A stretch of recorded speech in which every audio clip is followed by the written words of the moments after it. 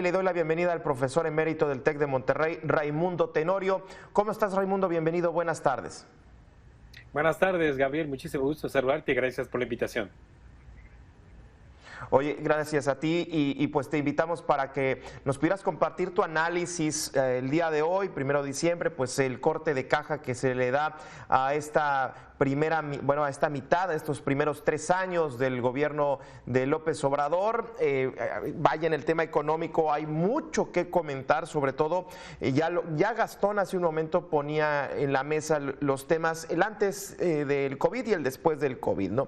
La cancelación del aeropuerto, la cancelación de obras y lo que genera en incertidumbre, en desconfianza, y luego pues el iceberg llamado COVID, en el cual pues parece que en este Titanic que vamos todos, pues chocamos directamente y de frente con este iceberg.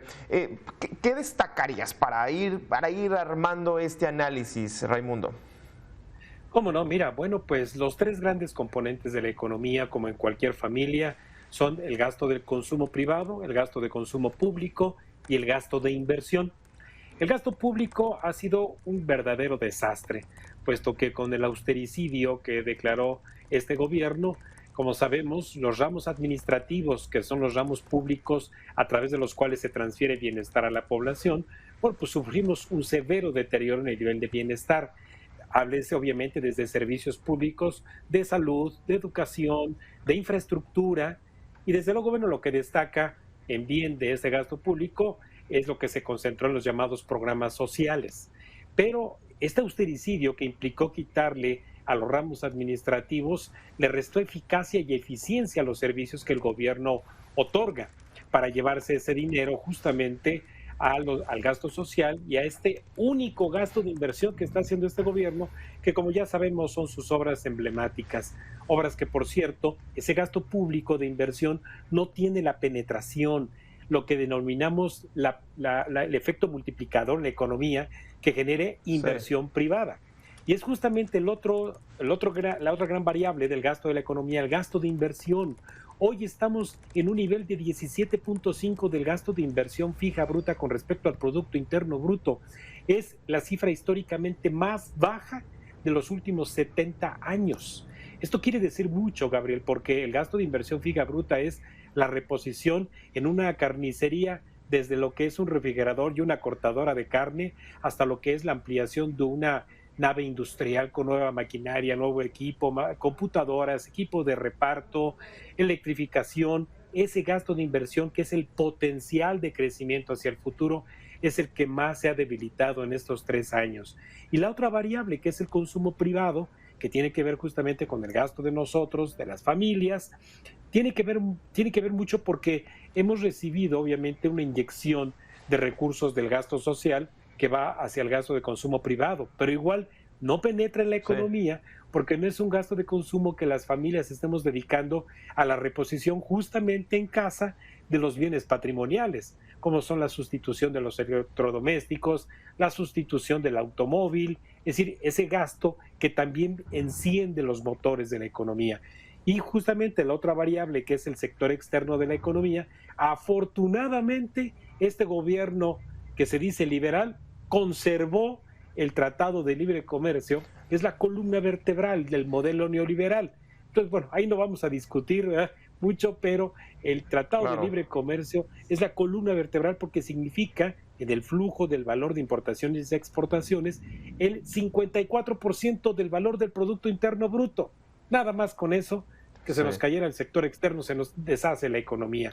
Y bueno, también en esas variables con las que hacemos un balance, habrá que decir que yo lo califico de mediocre porque también hay cosas que sacó adelante este gobierno en estos 3 años, como fue la modificación, por ejemplo, al sistema de ahorro para el retiro, que tiene que ver con un mayor porcentaje de contribución de parte de los patrones, que va a ir creciendo paulatinamente en los próximos 10 años, que el gobierno va a aportar un poquitito más, pero que desafortunadamente los trabajadores, si no es a menos que usted que me está escuchando lo decide, si usted no le aporta a su cuenta de Afore, de nada va a servir el haber modificado este esquema de sistema de ahorro para el retiro.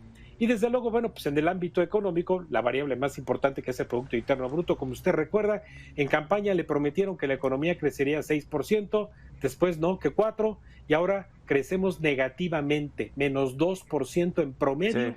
en estos 3 años. Oye, Raimundo, ¿no destacarías el salario mínimo, los incrementos al salario mínimo, quizás dentro de las pocas cosas positivas en cuanto a decisiones del gobierno federal? Desde luego que lo es, porque el salario mínimo, bueno, lo perciben aproximadamente 1.800.000 personas, Seis ¿eh? mil. De los 26 millones que estamos en la economía formal.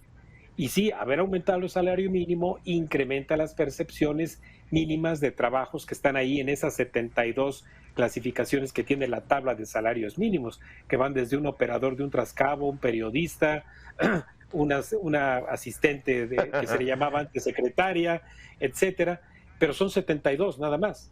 Pero el resto, Sí, los otros claro. 25 millones de trabajadores que están tanto en el sector público como en el sector privado no ganan el mínimo y no se les ha incrementado el salario en estos 3 años Sí, 10 claro. y 15%, ¿de acuerdo? Se han quedado incluso rezagados con respecto a la inflación. Entonces, no nos Sí, deslumbremos claro. nada más con el salario mínimo, por favor, porque yo estoy seguro que al menos 7 de cada 10 personas que nos están escuchando, Gabriel, no le pagan con respecto al mínimo, no le han Claro. aumentado su salario igual que el salario mínimo. Para cerrar esta pregunta que te había hecho sobre lo que se podría esperar para el discurso de esta tarde del presidente López Obrador y para los próximos 3 años, hay quien considera que la política o el discurso, veremos ya un López Obrador más radicalizado. ¿Qué piensas? ¿Lo ves así? Bueno, mira, pues ante la falta de resultados se radicaliza cualquiera. En las asambleas de accionistas de las empresas privadas así ocurre, se radicaliza cuando hay falta de resultados. Entonces aquí el señor Andrés Manuel López, que conduce un país ante la falta de resultados, se radicaliza. El peor de los resultados es la pobreza. Creció la pobreza en 4,2 millones de personas. La pobreza extrema se incrementó de 7 a 8,5% con respecto a la población. Es el peor de los resultados en materia de pobreza en los 3 primeros años de los últimos 5 gobiernos. Entonces, pues, ¿cómo no se va a radicalizar? Y esta radicalización obviamente tiene que Claro. ver con ofender y cuestionar la inversión privada, que muy buena falta nos hace. Bueno, pues ahí me quedo con eso. Como siempre, un gusto poder platicar contigo y escuchar tu análisis, Raimundo. A ti, Gabriel, le agradezco la invitación y un abrazo.